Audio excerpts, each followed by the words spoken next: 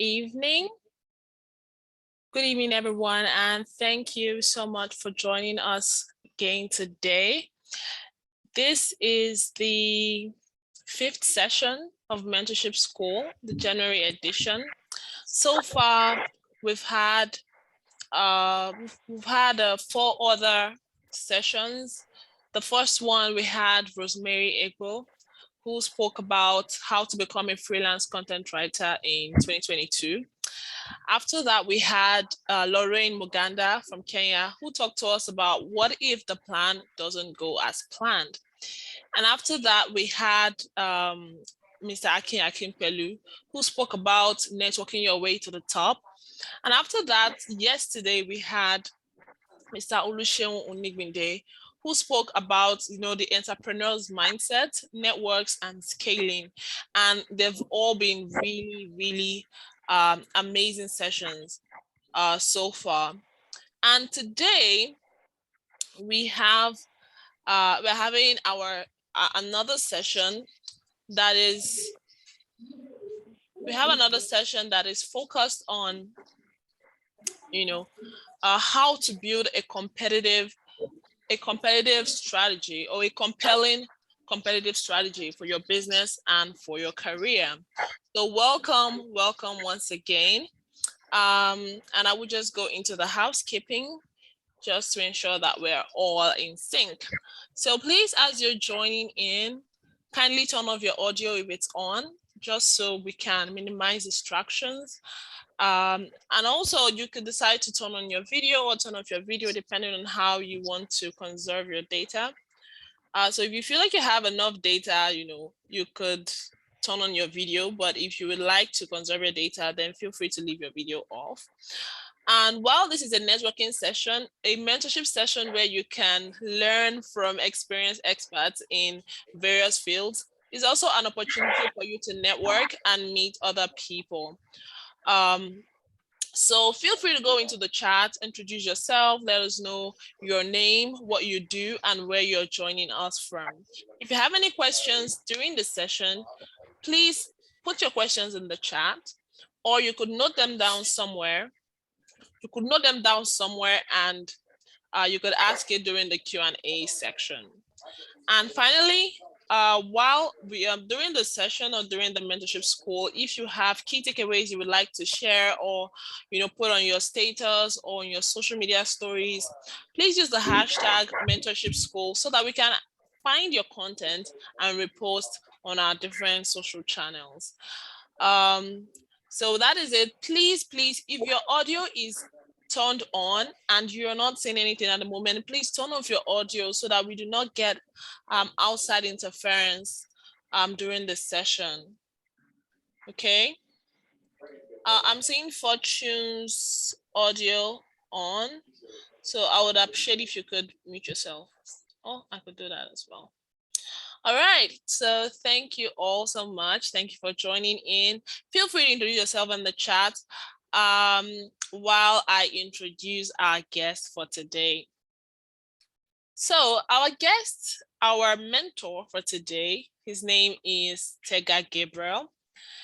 And Tega Gabriel, he's a digital marketing and growth strategist with experience working with international agencies and startups. He's worked with various organizations in different categories, organizations that are focused on consumers, or organizations that are focused on selling to businesses, and tech companies as well. So let us give a warm welcome to Mr. Tega Gabriel as he talks to us today about how to build a compelling competitive strategy. Welcome, Mr. Tega. It's so good to have you here.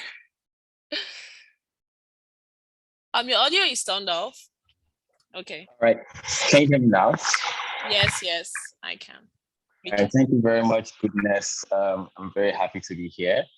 And I'm excited to do this, right? So, well, before we start, for those of us that don't know, I'm actually using 2 devices to join this call.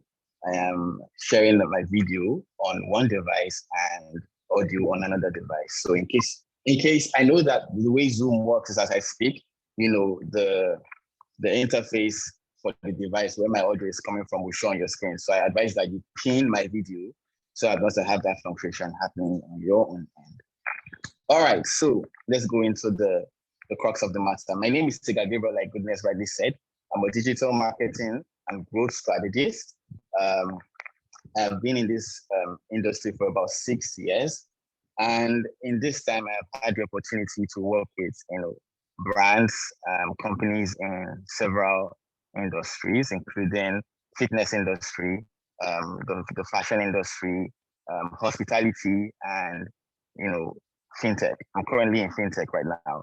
And one thing I have learned from being a growth marketer in this time is that as growth marketers, and I need to say this, that everybody who intends to start a business in some sense is a marketer or should have the marketer's mindset, right? And like I was saying, one thing that I've learned from being a marketer is that what we do as marketers is actually sell our services or products, to our target audience within the market, regardless of the competition or despite the activities of the competition.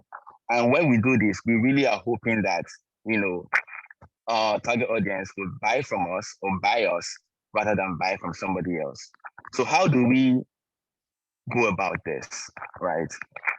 I noticed that we go about this primarily by creating, a compelling, unique, competitive advantage. Right. So yes, today's topic, the topic on the flyer is creating a compelling competitive strategy, but more specifically, I will be talking about creating a unique competitive advantage.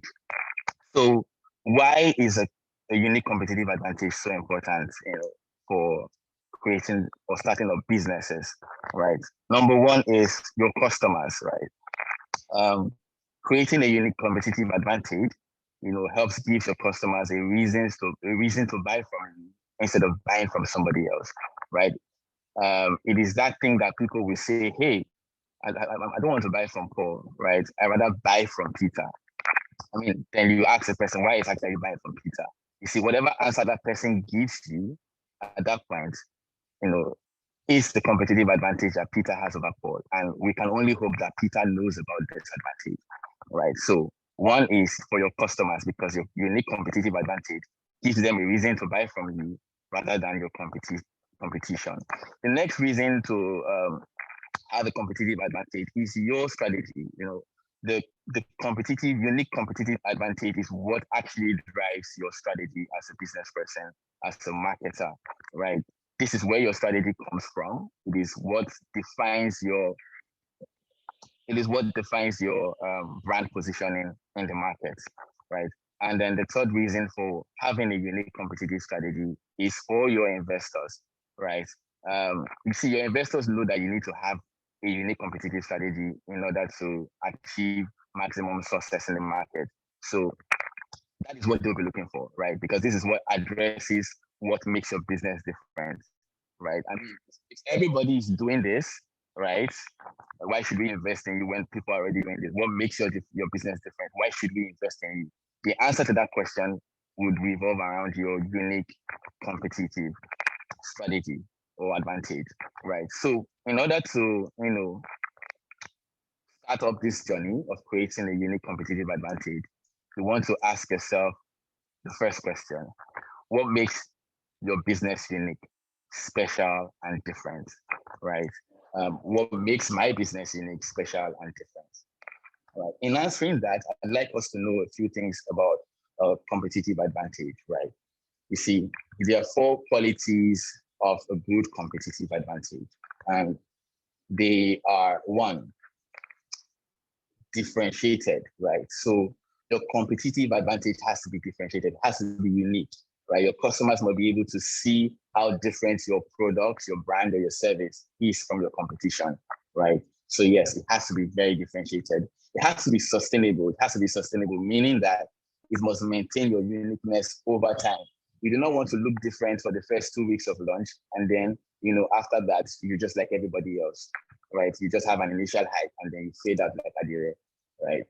So one, it has to be differentiated. Two, it has to be sustainable.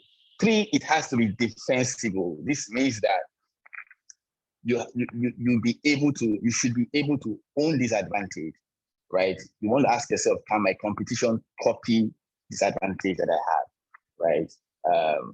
Let's say, for instance, one of my advantage is that the quality of my product I'm the only one who provides the product that I provide at the quality that I provide it, right?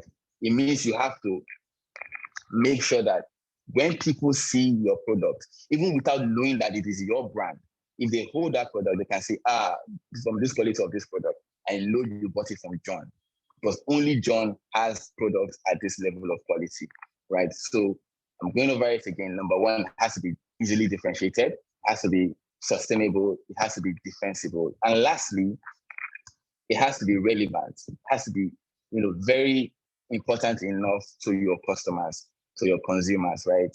I mean, it would not make any difference or sense if your product is differentiated, if it's sustainable, your advantage is differentiated, if it's sustainable, defensible, and then irrelevant, right? So it has to be very relevant to your consumers. So what are the competitive advantages again? I'm going over it.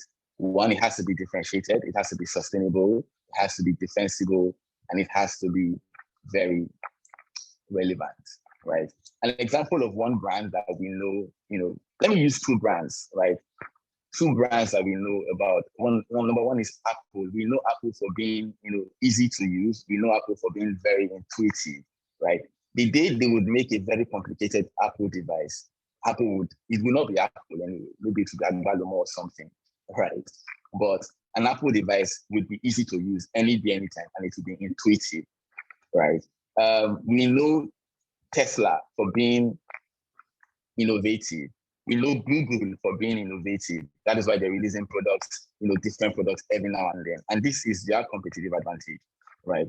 So for your own business, you want to ask yourself, what makes you unique, special, and different, right? How do you determine your unique competitive advantage?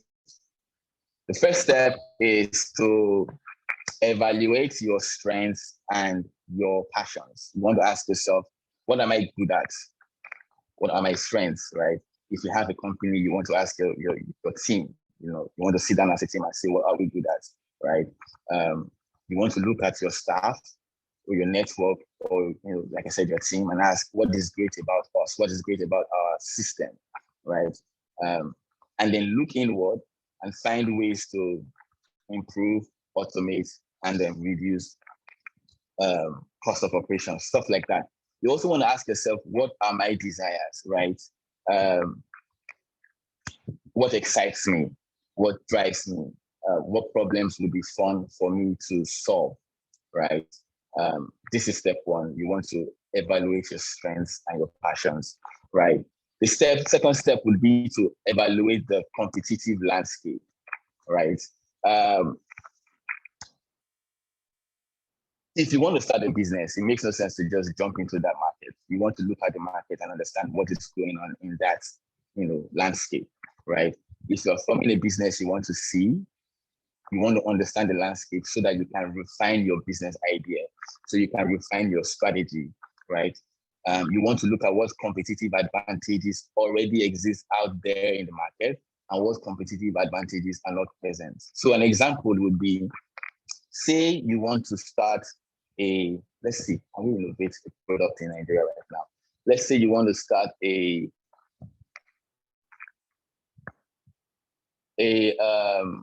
logistic business. Let's say you want to start a logistic business, right? That allows you to, so let's say the idea would be, okay, fine, the name of my logistic business is Gabriel's Logistic, right? So it's basically going to be working with brands like restaurants, bars, supermarkets, so that the user can sit at home, place an order at a restaurant somewhere or a bar somewhere, and then, request us to go pick it up and come back. We'll come deliver it to you, right? You look around the market and say, oh, nobody's doing this. Nobody's doing this. So it looks right now like I am the only person with this idea. That in itself is an advantage. It's called the first movers advantage, right? You want to leverage on that, right? An example of a brand in Nigeria that has leveraged first move advantage, especially in Lagos, if you're not in Lagos, you may not be familiar with this, is the fitness brand iFitness, right? They were the first to start, and then before you know it, they're putting their branches everywhere. Before any other person will wake up and say, hey, I want to get into the fitness market, they have spread everywhere, right? So you want to look and say, is there any competitive advantage out there that I can leverage on, right? An example would be first move advantage. Now, you also want to ask what competitive advantages are not present for you, right? And an example would be, let's say there is somebody already doing something you want to do, right? And then you have found a better way to do that stuff, right? But because your way is better, let's say you're working with more quality materials to solve this problem you want to solve, you're a lot more expensive than that person. Now you know that you do not have the competitive advantage of price. Price actually isn't even a competitive advantage. So you want to know that, hey, I do not have first move advantage because this person has been around for a while. And I mean, price is not an advantage right now. So what am I going to work with? So yes, I'm trying to explain that you need to evaluate your competitive landscape in order to define or determine what your unique competitive advantage is, right? With this, when you look at the market, the landscape, and you observe all of these things, it will help you refine your strategy. You can tweak your business plan for new opportunities, right? You want to look for strengths that are repetitive, that are easily reproducible across different locations. For instance, if you want to do a multi-location business, right? Yeah, so let's move to step number 2. Step number 3 would be to identify your unique competitive advantage within that landscape, like I talked about, right? We want to ask, which of your strengths make your business unique, special, and different. And this is something a lot of people get to deal with when they are creating a business plan, right? There's this popular thing we hear, but a lot of people don't really do. It's called SWOT analysis, right? You're looking at your strengths, your weakness, the opportunities, and the strengths. Right. And when you look at this framework, you can tell that, okay, within this metrics, within this mix, this is